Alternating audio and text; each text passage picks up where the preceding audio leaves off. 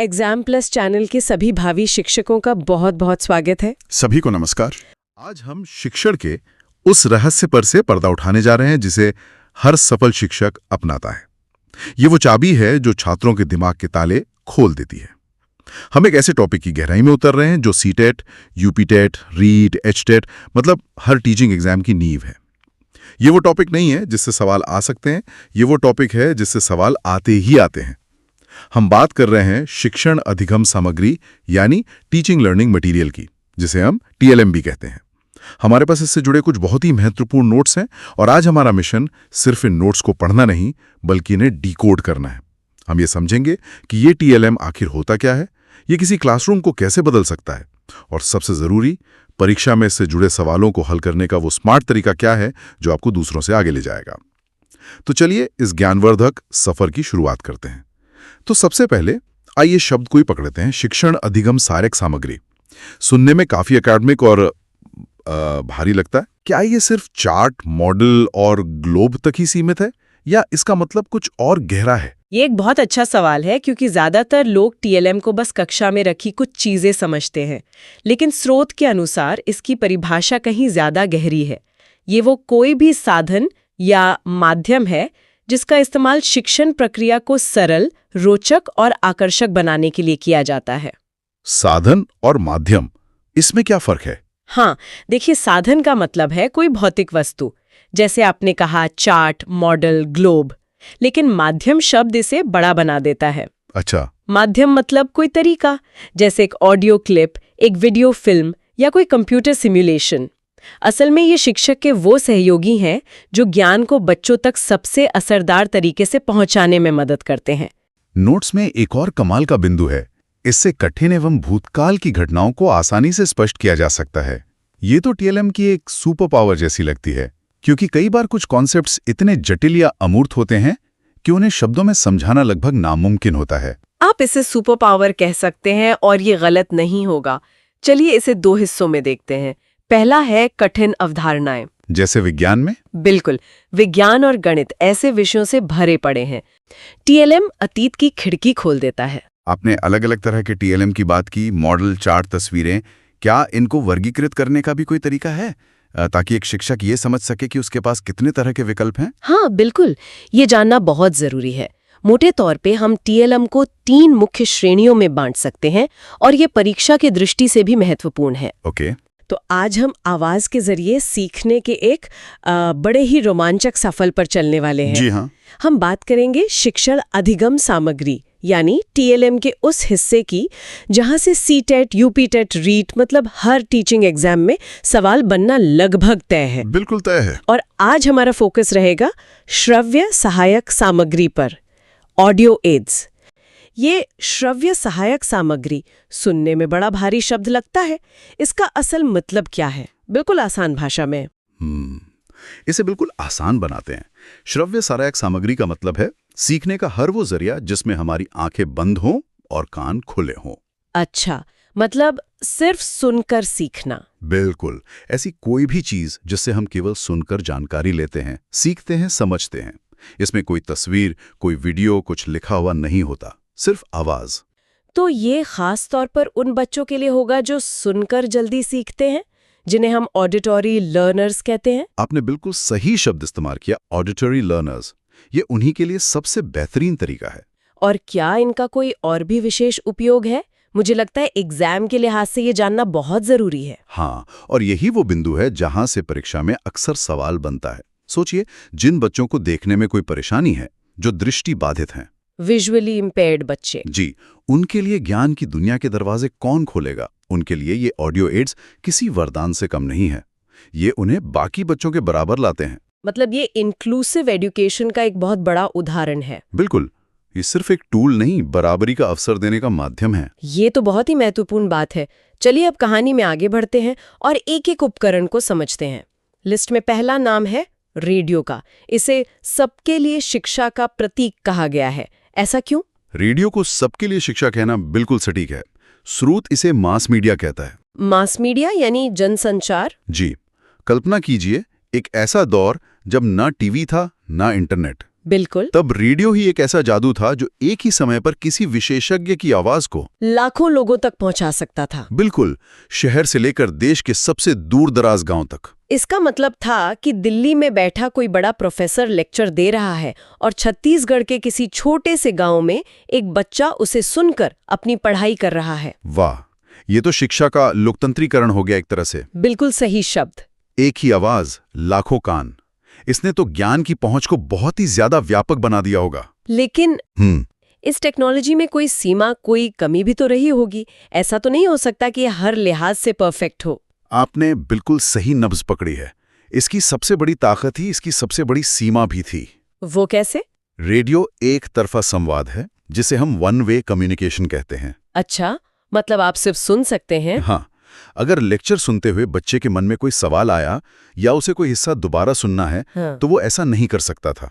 वो अपनी बात शिक्षक तक नहीं पहुंचा सकता था। समझ गई। मतलब ब्रॉडकास्ट तो हो रहा था, पर इंटरैक्शन बिल्कुल नहीं था। बिल्कुल, और संवाद की यही कमी सीखने की प्रक्रिया को अधूरा छोड़ देती थी। तो इस वन वे स्ट्रीट वाली समस्या को हल करने के लिए अगला कदम क्या था? सूची में अगला नाम है टेप रिकॉर्डर का। क्या इसने उस कमी को पूरा किया? बिल्कुल, टेप रिकॉर्डर एक क्रांति जैसा था, क्योंकि इसने कंट्रोल मतलब नियंत्रण छात्र के हाथ में दे दिया। छात्र के हाथ में? कैसे? देखिए, रेडियो पर जो छूट गया सो छूट गया, लेकिन टेप रिकॉर्डर में रिवाइंड का बटन था। हाँ, आप पीछे जाके दोबारा सुन सकते हैं। जी, आप किसी भी हिस्से को जितनी बार चाहें उतनी बार सुन सकते थे। लेकिन इसकी असली शक्ति कहीं और छिपी थी, और वो थी स्व-सुधार में। स्व-सुधार, सेल्फ करेक्शन। हाँ, परीक्षा में ये सवाल अक्सर आता है कि कौन सा उपकरण आत्म-सुधार के लिए सबसे बेहतर है, और इसका जवाब हमेशा टेप रिकॉर्डर होता है। ये सेल्फ करेक्शन वाली बात बहुत दिलचस्प लग रही है। मतलब अपनी गलतियों का टीचर खुद बन जाना। ये काम कैसे करता था? सोचिए, एक शिक्षक बच्चे को एक कविता याद करने को देता है। बच्चा उसे टेप रिकॉर्डर में अपनी ही आवाज में रिकॉर्ड करता है। ठीक है। अब जब वो उसे वापस सुनता है तो उसे किसी और को बताने की जरूरत नहीं पड़ती। उसे खुद ही पता चल जाता है कि उसने कहाँ उच्चारण की गलती की, कहाँ वो अटक गया, या कहाँ आवाज ठीक नहीं थी। बिल्कुल, वो अपनी कमी खुद पकड़ता है और फिर से बेहतर रिकॉर्ड करने की कोशिश करता है। ये प्रक्रिया उसे अपनी गलतियों के प्रति बहुत सजग बना देती है। वाह, मतलब सीखने की प्रक्रिया अब सिर्फ सुनने तक सीमित नहीं रही, बल्कि उसमें अभ्यास और सुधार भी जुड़ गया। ये तो बहुत बड़ा बदलाव था। बहुत बड़ा। अच्छा, हमारी सूची में एक बहुत पुराना और क्लासिक नाम भी है, ग्रामोफोन। आज के डिजिटल युग में क्या परीक्षा के लिए ये अब भी प्रासंगिक है? बिल्कुल प्रासंगिक है, लेकिन एक अलग नजरिए से। आप ग्रामोफोन को आवाज की टाइम मशीन समझ सकती हैं। Time machine? हाँ, भले ही आज ये हमारे घरों में ना हो, लेकिन परीक्षा के संदर्भ में इसका महत्व ऐतिहासिक आवाजों को उनके मूल रूप में सहेजने और सुनाने से जुड़ा है। अच्छा, जैसे कोई ऐतिहासिक भाषण। बिल्कुल, मान लीजिए आपको बच्चों को महात्मा गांधी का करो या मरो का भाषण सुनाना है। आप उसे उनकी ही आवाज में, उसी टोन में सुनाना चाहेंगी, ना कि उसे बस किताब से पढ़कर। हाँ, जाहिर है उसका असर ही अलग होगा। ग्रामोफोन और उसके रिकॉर्ड्स ने यही संभव किया। इसने महान नेताओं के भाषणों को, बड़े बड़े संगीतकारों के संगीत को उसकी असल प्रामाणिक आवाज में भविष्य की पीढ़ियों तक पहुंचाया। समझ गई। तो इसका महत्व ऑथेंटिसिटी या प्रामाणिकता से जुड़ा है। ये इतिहास को जीवंत करने का एक जरिया था। एकदम सही। तो अब तक हमने देखा कि रेडियो ने ज्ञान को फैलाया, टेप रिकॉर्डर ने अभ्यास का मौका दिया और ग्रामोफोन ने प्रामाणिकता को सहेजा। लेकिन ये सभी जनरल पर्पस के लिए थे, है ना? जी। क्या कोई ऐसा उपकरण भी बना जो खास तौर पर कुछ सिखाने के लिए ही डिजाइन किया गया हो? अगला नाम है लिंग्वा फोन।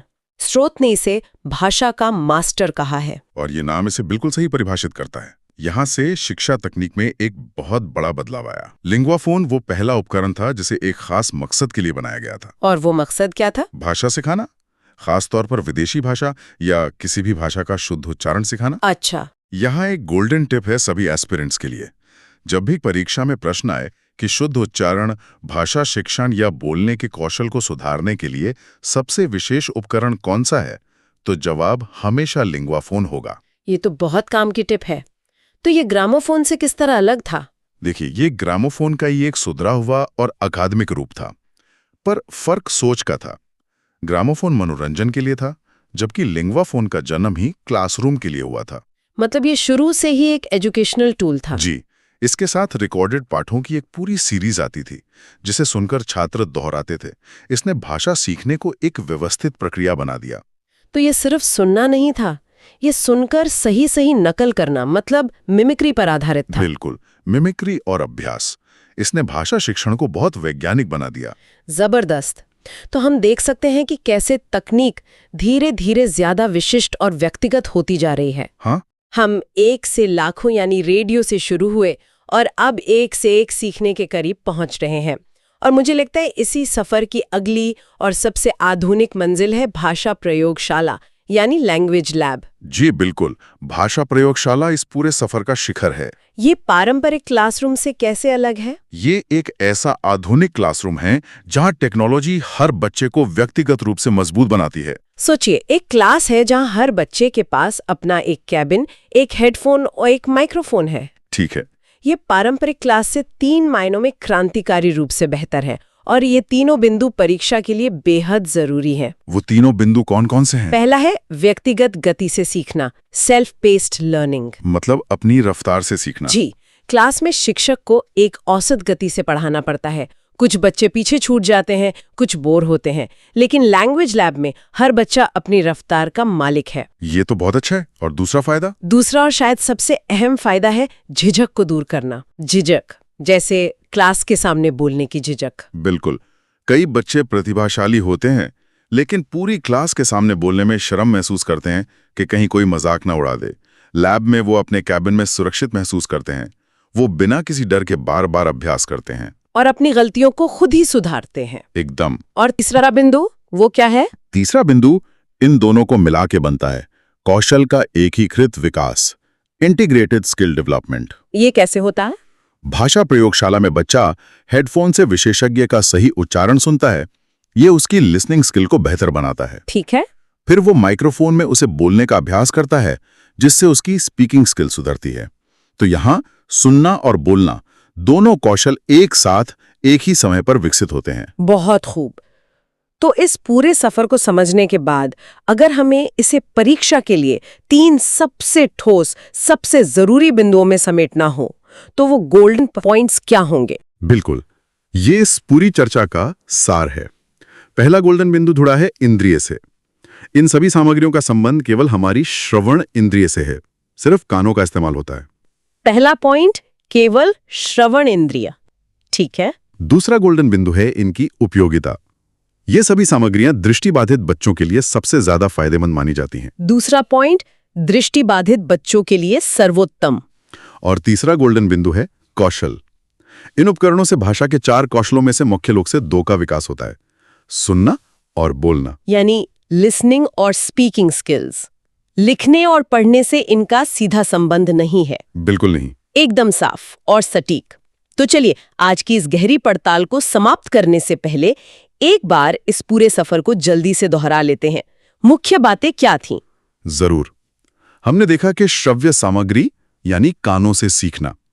हमारा सफर शुरू हुआ रेडियो से, जो ज्ञान को जन जन तक पहुंचाने का माध्यम था।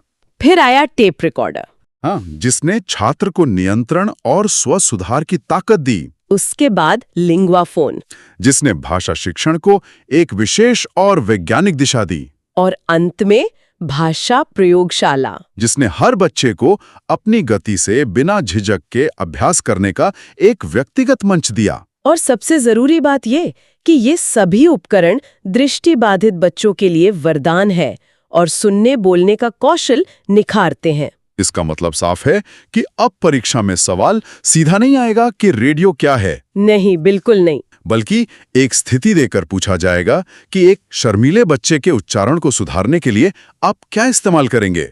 यानी अब उद्देश्य और उपयोग को समझना सबसे जरूरी है। आपने बिल्कुल सही निष्कर्ष निकाला। अब रटने का नहीं, समझने का समय है। ये दृश्य सामग्री आखिर है क्या? मतलब बहुत ही सरल शब्दों में अगर पूछूं तो। देखिए, सरल शब्दों में ये वो साधन है जिन्हें छात्र अपनी आंखों से देखकर सीखते और समझते हैं।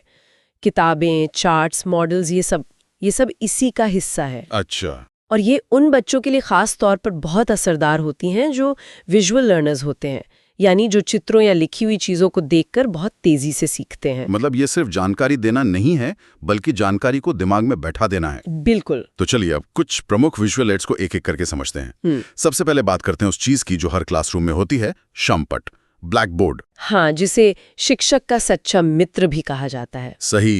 ये सबसे सस्ता और सबसे आसानी से उपलब्ध होने वाला साधन है। यहाँ एक बहुत ही महत्वपूर्ण बात है जो सीधे परीक्षा में पूछी जाती है। ध्यान दीजिएगा, शामपट का इस्तेमाल करते समय एक शिक्षक को हमेशा 45 डिग्री के कोण पर खड़ा होना चाहिए। 45 डिग्री? ये तो बड़ा स्पेसिफिक है, ऐसा क्यों? ऐसा इसलिए ताकि वो लिखते समय भी क्लास के बच्चों पर पूरी नजर रख सकें। उनकी पीठ पूरी तरह से बच्चों की तरफ नहीं होती। ये क्लासरूम मैनेजमेंट का एक बहुत ही अहम हिस्सा है। इससे कनेक्शन बना रहता है। सही बात है। अगला है चार्ट और मानचित्र, चार्ट्स एंड मैप्स। ये दोनों अलग अलग है ना? हाँ, बिल्कुल अलग है। चार्ट का इस्तेमाल किसी प्रक्रिया जैसे पानी का चक्र या डेटा को ग्राफिक के रूप में दिखाने के लिए होता है। और मानचित्र? और मानचित्र का मुख्य उपयोग भूगोल पढ़ाते समय होता है। किसी जगह की लोकेशन, दो शहरों के बीच की दूरी या दिशाओं का ज्ञान देने के लिए। मानचित्र से बेहतर कुछ नहीं। अच्छा, अब एक बहुत ही रोचक टूल की बात करते हैं, फ्लैनल बोर्ड। जैसा कि नाम से ही पता चल रहा है, ये एक ऐसा बोर्ड है जिस पर खादी या मखमल जैसा कपड़ा लगा होता है। हाँ। इसकी खासियत क्या है? इसकी खासियत ये है कि इस पर कागज या गत्ते पर बने चित्रों के टुकड़े आसानी से चिपक जाते हैं। ओह, अच्छा। और इसका सबसे अच्छा उपयोग कहानी सुनाने में होता है। कल्पना कीजिए, एक टीचर कहानी के किरदारों के चित्र एक एक करके बोर्ड पर चिपका रही हैं। तो उससे कहानी जीवंत उठती होगी? बिल्कुल। और किसी भी प्रक्रिया को क्रम में, मतलब सीक्वेंस में समझाने के लिए भी ये एक बेहतरीन साधन है। अच्छा, अगर हमें बच्चों को सोलर सिस्टम या ताजमहल के बारे में पढ़ाना हो तो हम उन्हें क्लास में तो नहीं ला सकते? नहीं ला सकते। यहीं पर काम आता है मॉडल, जिसे प्रतिमान भी कहते हैं। ये किसी भी बड़ी चीज का छोटा रूप होता है। बिल्कुल। और मॉडल की सबसे बड़ी ताकत है इसका 3 आयामी होना, मतलब 3D होना। अच्छा। ये बच्चों को सिर्फ लंबाई चौड़ाई ही नहीं, बल्कि गहराई और बनावट का भी अनुभव कराता है, जो एक तस्वीर कभी नहीं करा सकती। इसके बाद आते हैं कुछ प्रोजेक्टर्स। पहला है ओपेक प्रोजेक्टर, जिसे एपिडास्कोप भी कहते हैं। हाँ, इसका काम बहुत सीधा है। किसी किताब के पन्ने या किसी अपारदर्शी चित्र को सीधे दीवार या स्क्रीन पर बड़ा करके दिखाना। और दूसरा है ओवरहेड प्रोजेक्टर, OHP। इसमें तो ट्रांसपेरेंसी शीट का इस्तेमाल होता है ना? हाँ, और इसकी सबसे खास बात यह है कि इसमें शिक्षक क्लास की तरफ मुंह करके बैठता है और जो कुछ भी वो शीट पर लिखता है वो पीछे स्क्रीन पर बड़ा दिखाई देता है। तो इससे शिक्षक और छात्रों के बीच का संपर्क बना रहता है। बिल्कुल, आंख से आंख का संपर्क बना रहता है, जो बहुत जरूरी है। और अंत में बुलेटिन बोर्ड, जिसे हम सब सूचना पट्ट के नाम से जानते हैं। हाँ, ये वो जगह है जहां स्कूल की उपलब्धियां, ताज़ा खबरें या छात्रों द्वारा बनाई गई पेंटिंग्स लगाई जाती हैं। मतलब ये छात्रों को स्कूल की गतिविधियों से जोड़ने का एक शानदार तरीका है। बिल्कुल है। अब उस हिस्से पर आते हैं जो सीधे सीधे परीक्षा में नंबर दिलाएगा। दृश्य सामग्री क्यों इतनी महत्वपूर्ण है? इसका पहला सिद्धांत है मूर्त से अमूर्त, कॉन्क्रीट टू एब्स्ट्रैक्ट की ओर। बिल्कुल। देखिए, गणित का कोई मुश्किल फॉर्मूला या विज्ञान का कोई सिद्धांत अमूर्त यानी काल्पनिक लग सकता है बच्चों को। हाँ, लगता है। लेकिन जब हम उसे एक मॉडल या चार्ट के जरिए दिखाते हैं तो वो मूर्त यानी वास्तविक बन जाता है और बच्चों के दिमाग में आसानी से बैठ जाता है। सही है। दूसरा बड़ा फायदा है रुचि पैदा करना। हाँ, ये सामग्रियां क्लास की नीरसता को, मतलब बोरिंग को खत्म करती हैं और बच्चों का ध्यान खींचती हैं, जिससे उनका कंसंट्रेशन बढ़ता है। यहाँ एक और संवेदनशील पहलू है। जो बच्चे सुन नहीं सकते, यानी मूक और बधिर बच्चे, उनके लिए तो शिक्षा का मुख्य आधार ही दृश्य सामग्री होती है। आपने बिल्कुल सही कहा। उनके लिए हर कॉन्सेप्ट को दिखाना और विजुअलाइज कराना ही सीखने का सबसे प्रभावी तरीका है। और सबसे आखिर में एक मनोवैज्ञानिक तथ्य। रिसर्च कहती है कि पढ़ी हुई बात की तुलना में देखी हुई चीज हमारे दिमाग में 80% ज्यादा समय तक याद रहती है। हाँ, और ये आंकड़ा ही दृश्य सामग्री के महत्व को साबित करने के लिए काफी है। तो आज की इस चर्चा में हमने देखा कि दृश्य सामग्री सिर्फ क्लासरूम को सजाने का सामान नहीं है, बल्कि सिखाने की प्रक्रिया की आत्मा है। बिल्कुल। हमने शामपट के सही इस्तेमाल से लेकर मॉडल के 3D अनुभव और फ्लैनल बोर्ड से कहानी सुनाने तक कई महत्वपूर्ण साधनों को समझा। और हमने ये भी जाना कि ये सामग्रियां कैसे अमूर्त विचारों को मूर्त रूप देती हैं, बच्चों की रुचि बढ़ाती हैं और सीखी हुई बातों को लंबे समय तक याद रखने में मदद करती हैं। ये सभी पॉइंट्स सीटेट और अन्य टीईटी परीक्षाओं के लिए बेहद जरूरी हैं। ये श्रव्य दृश्य सामग्री आखिर है क्या? नाम तो बहुत सीधा सा लगता है, पर इसे इतना प्रभावी क्यों माना जाता है? देखिए, बहुत सरल शब्दों में, ये वो सामग्री है जिसे छात्र अपनी आंखों से देख भी सकते हैं और कानों से सुन भी सकते हैं। श्रव्य और दृश्य, सुनना और देखना। हाँ, और इसकी प्रभावशीलता का जो राज है वो मनोविज्ञान में छिपा है। जब हमारी दो सबसे जरूरी ज्ञानेंद्रियां, आंखें और कान, एक साथ काम करती हैं, तो सीखना बहुत गहरा और स्थायी हो जाता है। अच्छा, मतलब एक साथ दो इंद्रियों का इस्तेमाल? जी, एक रिसर्च भी है जिसके अनुसार जब हम किसी चीज को देखते और सुनते दोनों हैं, तो वो हमें 85% तक याद रहती है। इसी को बहुसंवेदी या मल्टीसेंसरी लर्निंग कहते हैं। वाह, 85%! यानी ये तो सीखने की प्रक्रिया को लगभग दुगना शक्तिशाली बना देता है। हाँ, आप ऐसा कह सकती हैं। जानकारी दिमाग में सिर्फ जाती नहीं बल्कि दर्ज हो जाती है। तो चलिए अब कुछ ठोस उदाहरणों पर आते हैं जो सीधे सीधे परीक्षा में पूछे जाते हैं। मुझे लगता है सबसे क्लासिक उदाहरण है टेलीविजन। बिल्कुल, टेलीविजन सिर्फ मनोरंजन नहीं, शिक्षा का भी एक बहुत शक्तिशाली माध्यम रहा है। परीक्षा के लिहाज से याद रखें, टीवी पर चलने वाले शैक्षिक कार्यक्रम जैसे ज्ञान दर्शन चैनल। हाँ बिल्कुल, ये दूरदराज के बच्चों के लिए तो एक स्कूल की तरह काम करते थे। इसे अनुभव का सबसे अच्छा कृत्रिम साधन भी माना जाता है। कृत्रिम साधन मतलब जो असल अनुभव नहीं है पर उसके जैसा ही है। जी, जो बच्चा समुद्र नहीं देख सकता वो टीवी पर देख सकता है। सही बात है। और अब आते हैं आज के दौर के सबसे शक्तिशाली टूल पर, कंप्यूटर और इंटरनेट। यहाँ क्या फर्क है? यहाँ जमीन आसमान का फर्क है, और इसके लिए एक कीवर्ड है जो बहुत महत्वपूर्ण है, अंतःक्रियात्मक, मतलब इंटरैक्टिव। इंटरैक्टिव मतलब छात्र सिर्फ पैसिवली देख सुन नहीं रहा। बिल्कुल नहीं, वो उस पर अपनी प्रतिक्रिया भी दे सकता है। जैसे कोई ऑनलाइन क्विज हल करना, वो सिर्फ सूचना ले नहीं रहा, सूचना के साथ कुछ कर रहा है। तो ये एक टू वे कम्युनिकेशन जैसा हो गया। हाँ, एक तरह से छात्र अब सिर्फ एक रिसीवर नहीं है, वो एक एक्टिव पार्टिसिपेंट है, और यही सबसे बड़ा बदलाव है। अच्छा, इतिहास जैसे विषय को रोचक बनाने के लिए चलचित्र या सिनेमा का क्या रोल है? ये तो कंप्यूटर जितना इंटरैक्टिव नहीं है। नहीं है, पर इसका एक अलग ही जादू है। सोचिए, आज़ादी की लड़ाई पर एक किताब पढ़ाना और उस पर एक फिल्म दिखाना। फिल्म दिखाना ज्यादा असरदार होगा। बहुत ज्यादा। इसका मुख्य कारण है कि फिल्में बच्चों में भावनात्मक जुड़ाव यानी इमोशनल कनेक्शन पैदा करती हैं। हाँ, ये तो है। किरदारों से, कहानी से एक जुड़ाव हो जाता है। और जब भावनाएं जुड़ जाती हैं तो सीखी हुई बात लंबे समय तक याद रहती है। वो सिर्फ एक तथ्य नहीं रहता, एक अनुभव बन जाता है। एग्जैक्टली। सही कहा।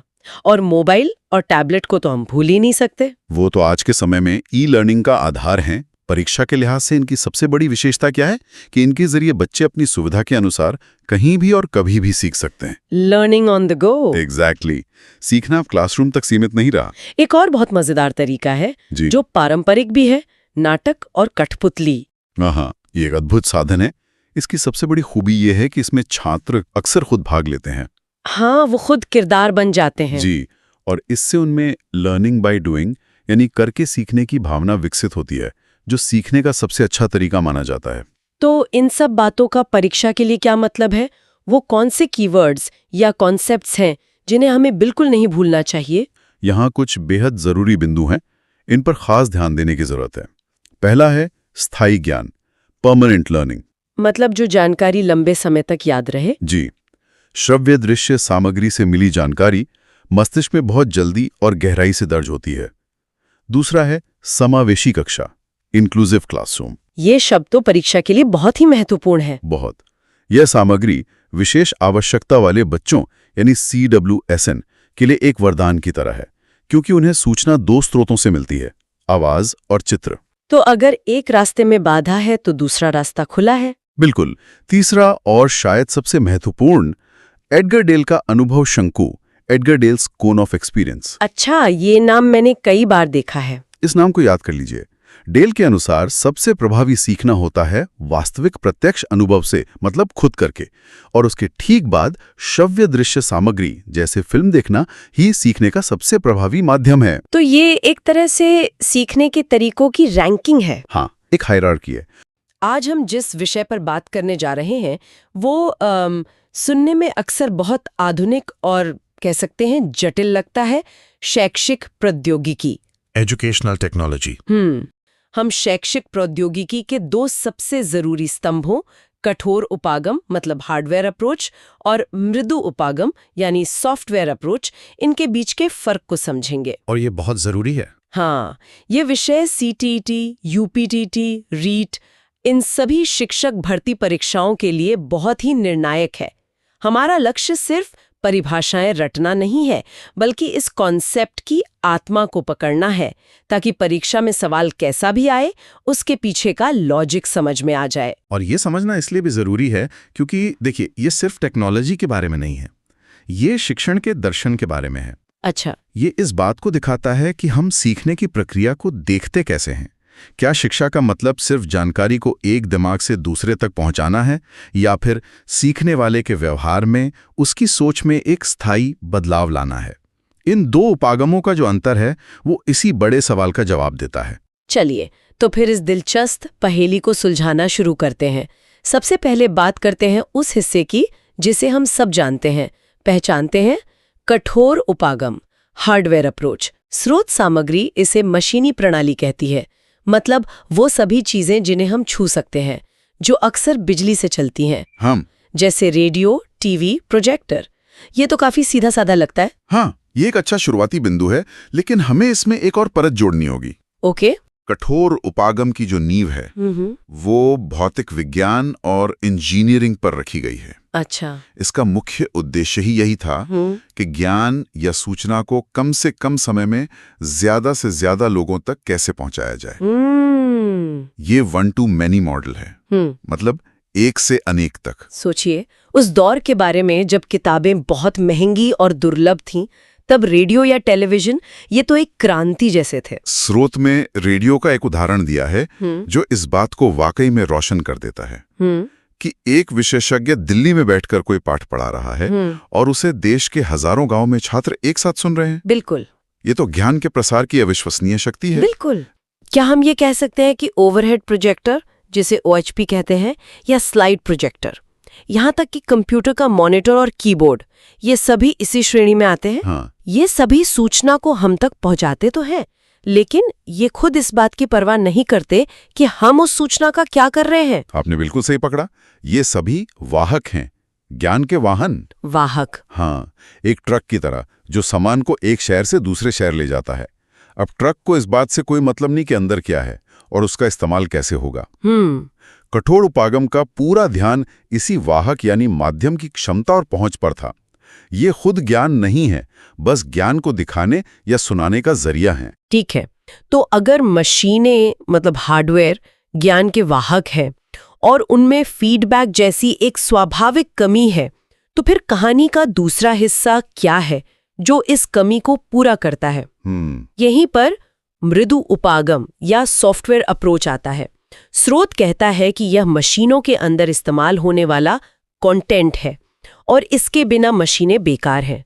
लेकिन यहाँ मैं थोड़ी उलझ गई। बताइए। स्रोत में इसके उदाहरणों में चार्ट, मैप, किताबें और यहाँ तक कि हाथ से लिखे नोट्स तक शामिल हैं। ये तो बहुत अजीब लगता है। एक कागज का नक्शा सॉफ्टवेयर कैसे हो सकता है? और यही वो सवाल है जो इस विषय की सबसे गहरी समझ की ओर ले जाता है। अच्छा। यहाँ सॉफ्टवेयर का मतलब कंप्यूटर प्रोग्राम से कई ज्यादा व्यापक है, बहुत बड़ा है। शैक्षिक प्रौद्योगिकी के संदर्भ में अगर हार्डवेयर की नींव भौतिकी पर थी, तो सॉफ्टवेयर की नींव है मनोविज्ञान पर, साइकोलॉजी पर। ओह, कोई भी शिक्षण सामग्री, चाहे वो एक किताब हो, एक नक्शा हो या एक कंप्यूटर प्रोग्राम, जिसे सीखने के मनोवैज्ञानिक सिद्धांतों को ध्यान में रखकर बनाया गया हो, वो सॉफ्टवेयर है। जैसे कि सरल से जटिल की ओर। बिल्कुल, सरल से जटिल की ओर, ज्ञात से अज्ञात की ओर, ये सब मनोवैज्ञानिक सिद्धांत है। अच्छा, तो इसका मतलब यह है कि सॉफ्टवेयर शब्द का यहाँ मतलब तकनीक के तरीके से है, ना कि सिर्फ डिजिटल चीजों से। सही पकड़ा। एक नक्शा सिर्फ जमीन का चित्र नहीं है, उसे इस तरह से डिजाइन किया गया है कि वो जटिल भौगोलिक जानकारी को हमारे दिमाग के लिए आसान और विजुअल बना सके। हाँ, ये मनोविज्ञान का इस्तेमाल है। बिल्कुल सही। तो हार्डवेयर शरीर है और सॉफ्टवेयर उसकी आत्मा। हाँ, ये एक बेहतरीन तुलना है। इसी तर्क को हम कंप्यूटर पर भी लागू कर सकते हैं। कैसे? कंप्यूटर का डिब्बा, मॉनिटर, कीबोर्ड, ये सब हार्डवेयर है। ठीक है। लेकिन उसके अंदर चलने वाला एजुकेशनल वीडियो, कोई इंटरैक्टिव क्विज या कोई लर्निंग ऐप, ये सब सॉफ्टवेयर है। सॉफ्टवेयर ही है जो हार्डवेयर को एक शैक्षिक उद्देश्य देता है। बिना सॉफ्टवेयर के दुनिया का सबसे महंगा स्मार्ट बोर्ड भी बस एक सफेद दीवार है। तो हमने इन दोनों को अलग अलग देख लिया। एक तरफ मशीनें हैं जो ज्ञान को दूर तक पहुंचाने पर ध्यान देती हैं, दूसरी तरफ सिखाने की कला है जो मनोविज्ञान पर आधारित है। लेकिन असल क्लासरूम में ये दोनों मिलते कैसे हैं? क्या ये हमेशा एक साथ काम करते हैं? यह एक शानदार सवाल है। देखिए, आदर्श स्थिति में तो ये एक दूसरे के पूरक हैं। इन्हें अलग नहीं किया जा सकता। मुझे याद है जब मैंने पढ़ाना शुरू किया था तब OHP मतलब ओवरहेड प्रोजेक्टर सबसे बड़ी टेक्नोलॉजी मानी जाती थी। हाँ, मैंने भी इस्तेमाल किया है। हम घंटों लगाकर पारदर्शी शीटों पर स्केच पेन से डायग्राम बनाते थे। आज के स्मार्ट बोर्ड की तुलना में वो हार्डवेयर बहुत सरल था, लेकिन उसे प्रभावी बनाने वाला सॉफ्टवेयर, यानी हमारी शिक्षण योजना, हमारे डायग्राम बनाने का तरीका, हमारी प्रस्तुति का क्रम, उसका महत्व आज भी उतना ही है। सही बात है। एक अच्छा शिक्षक एक साधारण चौक और ब्लैक बोर्ड, जो कि बहुत ही बुनियादी हार्डवेयर सॉफ्टवेयर का जोड़ा है, उससे भी चमत्कार कर सकता है। जबकि एक अप्रभावी शिक्षण योजना के साथ सबसे आधुनिक तकनीक भी फेल हो जाती है। प्रक्षेपण के आधार पर शिक्षण सामग्री के वर्गीकरण की गहराई में उतरेंगे और जानेंगे कि प्रक्षेपी और अप्रक्षेपी के बीच का असली फर्क क्या है। और इस चर्चा को हम एक बहुत ही बुनियादी सवाल से शुरू कर सकते हैं। एक ऐसा सवाल जो हर भावी शिक्षक को खुद से पूछना चाहिए। अच्छा, वो क्या? किसी चीज को क्लास में दिखाने के लिए आपको मशीन की जरूरत कब पड़ती है और कब नहीं? इस एक सवाल में ही हमारी पूरी चर्चा का सार छिपा है। क्या बात है। तो चलिए इसी सवाल को अपनी टॉर्च बनाकर इस विषय के अंदर चलते हैं। चलिए पहले प्रक्षेपी को समझते हैं। हमारे स्रोत कहते हैं जिन चीजों के प्रदर्शन के लिए मशीनों की जरूरत होती है वे प्रक्षेपी सामग्री होती हैं। ये मशीन वाली बात, यही इसका मुख्य बिंदु है ना? बिल्कुल, मशीन ही वो चाबी है जो इस पूरे कॉन्सेप्ट का ताला खोलती है। यहाँ मशीन का मतलब है कोई भी ऐसा उपकरण जो बिजली या किसी और तकनीकी की मदद से किसी छोटी सी चीज पर मौजूद जानकारी को बड़ा करके पर्दे या दीवार पर दिखाएं। एकदम। इसका मतलब ये हुआ कि कंटेंट तो छोटा सा है, लेकिन उसे पूरी क्लास को दिखाने लायक बनाने के लिए एक बिचौलिए यानी एक मशीन की जरूरत पड़ रही है। आप उस कंटेंट को सीधे नहीं देख सकते। सही कहा। बिना मशीन के वो शिक्षण सामग्री क्लास के 50 बच्चों के लिए लगभग बेकार है। इसी को प्रक्षेपी सामग्री कहते हैं। तो इसके क्लासिक उदाहरण क्या होंगे? हमारे स्रोत स्लाइड, फिल्म स्ट्रिप और ओवरहेड प्रोजेक्टर का जिक्र करते हैं। जी, चलिए स्लाइड से शुरू करते हैं। जी। आज की पीढ़ी तो सीधे पावर पॉइंट स्लाइड समझती है, लेकिन यहाँ बात शायद उन पुरानी फिजिकल स्लाइड्स की हो रही है। बिल्कुल सही पहचाना आपने, और ये बहुत जरूरी फर्क है। हम यहाँ बात कर रहे हैं पारंपरिक ट्रांसपेरेंसी स्लाइड्स की। अच्छा। कल्पना कीजिए एक छोटी सी पारदर्शी फोटो, मुश्किल से 1-1.5 इंच की, जिसे एक कार्डबोर्ड के फ्रेम में लगाया गया है। अब सोचिए उस नन्ही सी तस्वीर को अगर क्लास में दिखाना हो तो कैसे दिखाएंगे? अरे वो तो नामुमकिन है। आगे बैठे 2-4 बच्चों को भी शायद ही दिखेगी। यहीं पर मशीन का जादू आता है। हम उस छोटी सी स्लाइड को स्लाइड प्रोजेक्टर नाम की मशीन में डालते हैं।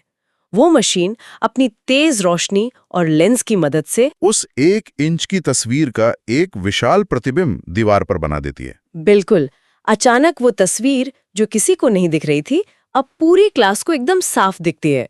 छोटी सी चीज को मशीन ने बड़ा और सबके लिए उपयोगी बना दिया। समझ गया। तो बिना स्लाइड प्रोजेक्टर के वो स्लाइड सिर्फ एक छोटा सा प्लास्टिक का टुकड़ा है। इसी से जुड़ा एक और नाम है फिल्म स्ट्रिप। ये स्लाइड से कैसे अलग थी? आपका सवाल बहुत अच्छा है। दरअसल फिल्म स्ट्रिप ने एक बहुत बड़ी समस्या का समाधान किया था। स्लाइड में आप एक बार में एक ही तस्वीर दिखा सकते हैं। हाँ, लेकिन अगर आपको कोई प्रक्रिया या कहानी दिखानी हो जिसमें कई चरण हो, तब क्या करेंगे? जैसे मेढक के जीवन का चक्र। तब तो आपको बार बार स्लाइड बदलनी पड़ेगी और क्रम गड़बड़ाने का भी डर रहेगा। बिल्कुल। फिल्म स्ट्रिप इसी का समाधान थी। वो तस्वीरों की एक लड़ी होती थी जो एक फिल्म की रील पर एक के बाद एक छपी होती थी। अच्छा, उसे फिल्म स्ट्रिप प्रोजेक्टर में डालकर आप एक हैंडल घुमाकर एक-एक करके सारी तस्वीरें सही क्रम में दिखा सकते थे। ये सीक्वेंशियल लर्निंग यानी क्रमिक रूप से सिखाने के लिए एक बहुत बड़ा आविष्कार था। मतलब यहाँ भी बिना मशीन के वो पूरी रील सिर्फ एक उलझा हुआ फीता है। सही पकड़ा। हाँ, अब समझ आया कि ये सिर्फ एक जटिल वर्जन नहीं था, बल्कि इसका एक खास पेडागोजिकल यानी शैक्षणिक उद्देश्य था। और तीसरा उदाहरण ओवरहेड प्रोजेक्टर यानी OHP। जी ये नाम मैंने सुना भी है और शायद कॉलेज में देखा भी है। जी, OHP तो क्लासरूम में एक क्रांति जैसा था। इसमें एक पारदर्शी प्लास्टिक की शीट होती है जिस पर आप खास पेन से कुछ भी लिख या बना सकते हैं। हाँ, फिर उस शीट को OHP मशीन के शीशे पर रख देते हैं और मशीन उसे तुरंत पर्दे पर दिखा देती है। लेकिन इसमें खास बात क्या थी? ब्लैक बोर्ड पर भी तो यही होता है। इसमें एक बहुत बड़ा फर्क था जिसने क्लासरूम का डायनामिक्स ही बदल दिया। सोचिए, जब एक शिक्षक ब्लैक बोर्ड पर लिखता है तो उसकी पीठ क्लास की तरफ होती है। हाँ, और छात्रों से आई कांटेक्ट टूट जाता है। सही बात है। OHP ने पहली बार शिक्षक को ये सुविधा दी कि वो छात्रों की तरफ चेहरा करके उनसे बात करते हुए लिख सकता था और वो लिखा हुआ साथ साथ पीछे पर्दे पर सबको दिखता था। अरे वाह, मैंने इस नजरिए से कभी सोचा ही नहीं। ये सिर्फ एक मशीन नहीं थी, इसने तो शिक्षक और छात्र के बीच के कनेक्शन को मजबूत किया। सही कहा आपने।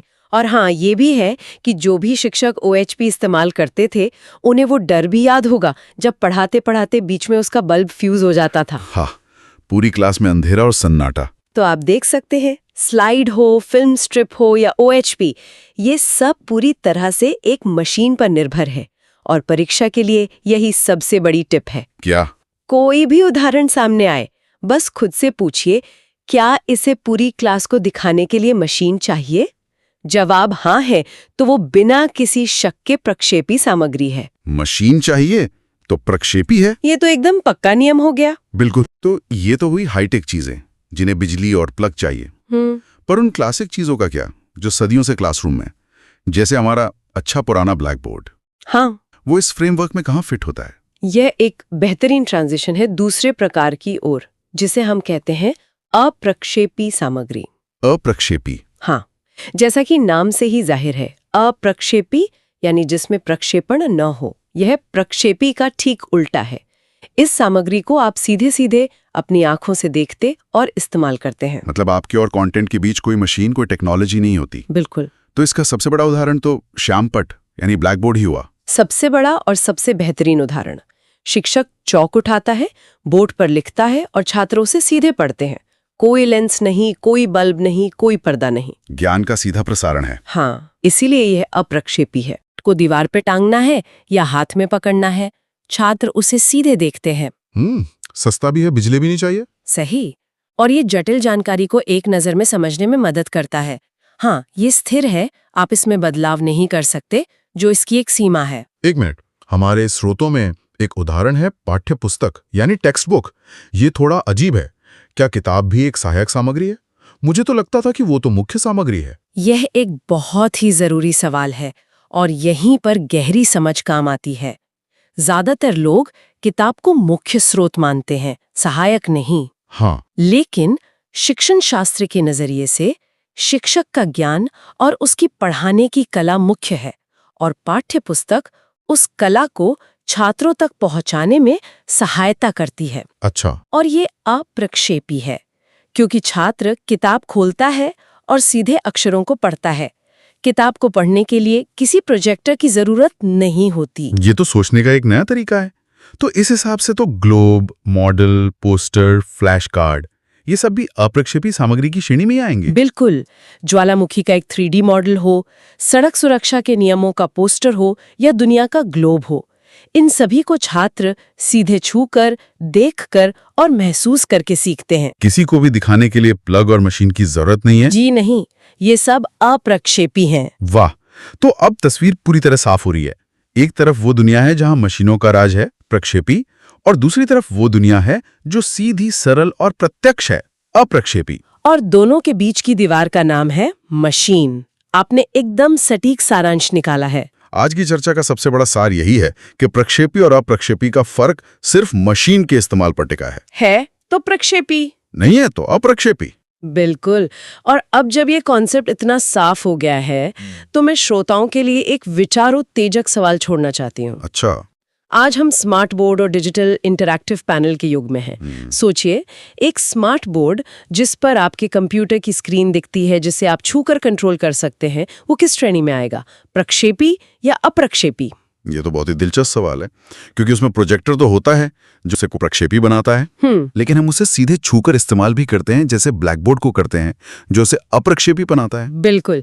क्या ये दोनों का मिश्रण है या ये एक तीसरी ही श्रेणी है? इस सवाल पर सोचने से आप इस पुराने कॉन्सेप्ट को आज की टेक्नोलॉजी से जोड़ पाएंगे। और परीक्षा में अब ऐसे ही एप्लीकेशन बेस्ड सवाल पूछे जाते हैं। जी, जो आपकी रटने की नहीं बल्कि समझने की क्षमता को परखते हैं। सही कहा। एग्जाम प्लस की तरफ से आपकी तैयारी के लिए बहुत बहुत शुभकामनाएं।